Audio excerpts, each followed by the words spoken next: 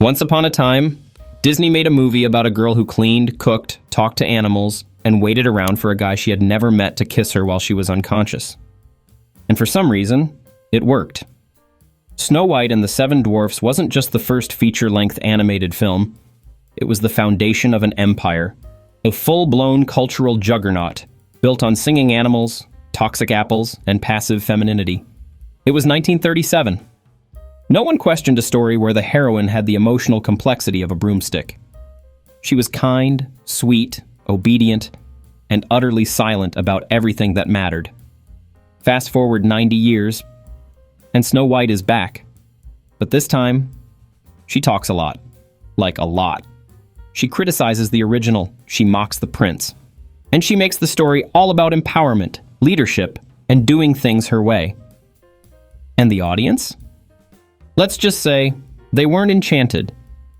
The new Snow White hasn't just sparked controversy, it's triggered a full-blown identity crisis for Disney. Because when you try to reinvent a classic, and instead of magic, you deliver moral lectures with $1 billion price tag, well, someone's getting poisoned. And this time, it's not the apple. In the late 1930s, Walt Disney made a bet. A dangerous one. He mortgaged his house, borrowed money, and poured everything he had into what critics at the time called Disney's Folly. A full-length animated fairy tale with musical numbers. In the middle of a global recession, it sounded like the perfect recipe for bankruptcy. But instead, it changed everything.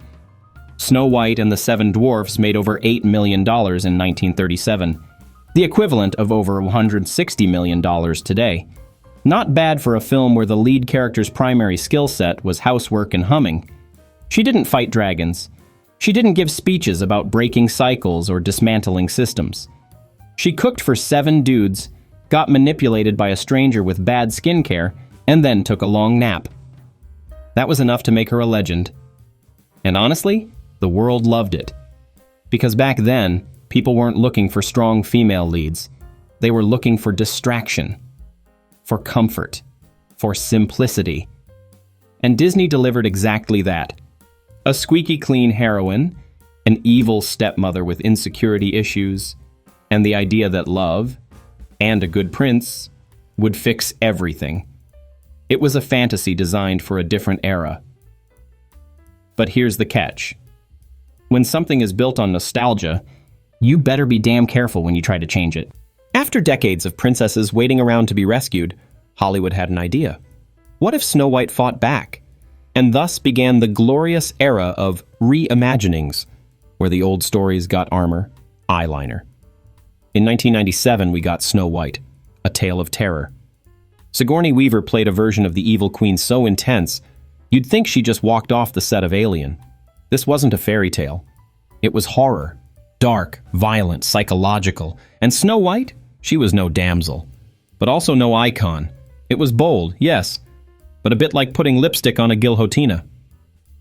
Then came 2012. Snow White and the Huntsman. Kristen Stewart.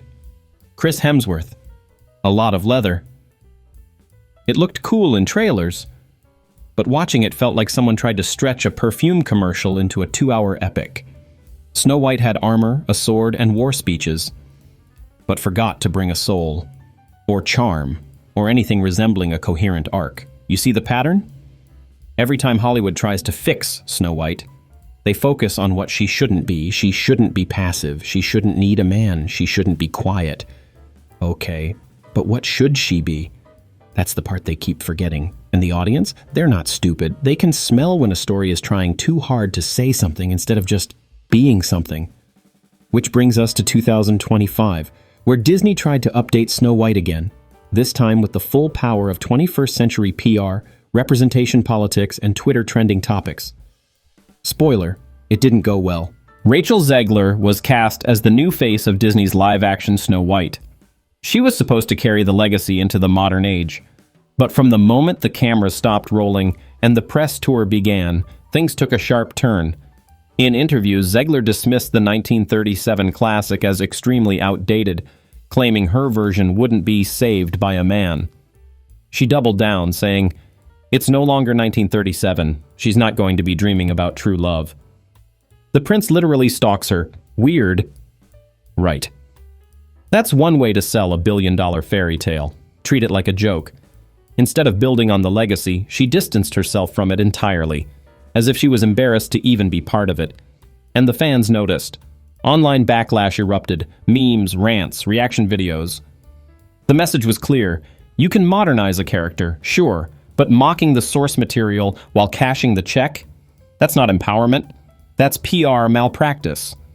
Then came the politics. Zegler voiced support for Palestine during a press appearance, which, regardless of intent, pulled even more attention away from the film and onto her. Jonah Platt, son of Snow White's producer Mark Platt, accused her of making the release all about herself, calling her narcissistic and saying she had hijacked the conversation. And when asked about the growing hate, Zegler responded, "I think the backlash comes from a place of deep love and respect for the original." Translation: You're only mad because you care too much. But the damage was done. The discourse was no longer about the movie. It was about her words, her attitude, her politics. The fairy tale was no longer about magic. It had become a cautionary tale about what happens when the lead actress spends more time dismissing the role than actually promoting it. At first, Disney stood firm. They had the branding, the marketing, the modern vision. They thought it would blow over. Spoiler, it didn't. As clips of Rachel Zegler's interviews spread like wildfire, the online sentiment tanked. Search Rachel Zegler Snow White, and what do you get? Not fan art, not behind-the-scenes features. You get backlash compilations, 10-minute montages of side eyes, awkward answers, and passive-aggressive quotes. And then came the numbers. A movie that cost over $250 million to produce, with a marketing budget estimated at $100 million more, opened to just $87 million globally on its first weekend, for a Disney princess movie. Let that sink in. This wasn't just a disappointment, it was a catastrophic flop. The kind of flop that makes executives start quietly updating their LinkedIn profiles, and suddenly, things got suspiciously quiet. No more bold press releases, no more empowering quotes about changing the narrative. Even Disney's social media went silent, like a parent slowly backing out of a chaotic birthday party they regret hosting. There were reports of reshoots, of re-editing. The film's release date was moved again. And somewhere along the way, even the Seven Dwarfs got redesigned. Yes, that's real. They were originally replaced by magical creatures to avoid stereotypes, then quietly changed back after fan outrage. By now, the film wasn't a reimagining. It was a Frankenstein's monster. A stitched-together product, too scared to be classic and too confused to be modern. It wanted to please everyone. It ended... Let's be clear, no one's mad that Snow White changed. Stories evolve, characters evolve, culture evolves, that's the deal. The real issue? This version of Snow White didn't feel like that. It felt like an apology for the very thing that made it iconic in the first place. Instead of reimagining the fairy tale with love, nuance, or even a bit of fun, we got lectures. We got sarcasm. We got a lead actress who treated the original like a relic of oppression, not the foundation of her own paycheck. And in the end, the film didn't unite audiences. It divided them. It didn't inspire. It exhausted. It didn't spark wonder. It sparked memes. And Disney? They tried to paint the backlash as haters mad at change. But here's the uncomfortable truth. Most people aren't mad at the change. They're mad because the new version was boring, preachy, and completely disconnected from the emotional core that made the original timeless. It's not that fans wanted another helpless princess. They just didn't want to watch a $250 million movie that felt like it hated itself.